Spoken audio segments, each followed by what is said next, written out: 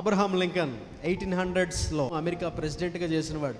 అయితే ప్రెసిడెంట్ అవ్వకముందు ఒక పొలిటికల్ మీటింగ్లో కూర్చుని ఒక డిస్కషన్లో కూర్చున్నాడట. వెళ్ళి హాల్ అంతా ప్యాక్ అయిపోయింది రాజకీయ నాయకులతో. ఫ్రంట్ రోలో కూర్చున్నాడు. అవకాశం వస్తే మాట్లాడాలని కూర్చున్నాడు అబ్రహాం లింకన్.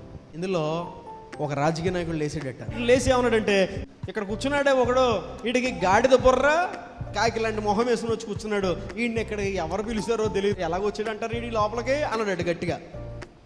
అందరూ అబ్రహాం లింకన్ మొహం చూశారు. అబ్రహాం లింకన్ లేచి అన్నాడట, ఒకవేళ నాది గాడిద బుర్ర అయితే ఈ పాటికి ఎప్పుడుకో నీ పదవిలో నేనుండేవాడిని అన్నాడట. వాళ్ళంతా నవ్వారు, కూర్చుండిపోయాడు.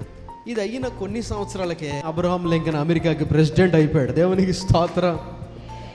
రోజు కాన్వేలో వైట్ హౌస్కి వెళ్తా ఉన్నాడు. వాషింగ్టన్ డీసీలో ఆ వైట్ హౌస్కి కాన్వేలో వెళ్తా ఉంటే ఈ రాజకీయ నాయకుడు రోజు అబ్రహాం లింకన్ చూడగానే వీడికి ఒంటి మీద ఎవడో నిప్పులు పోసినట్టు అయిపోయేదట.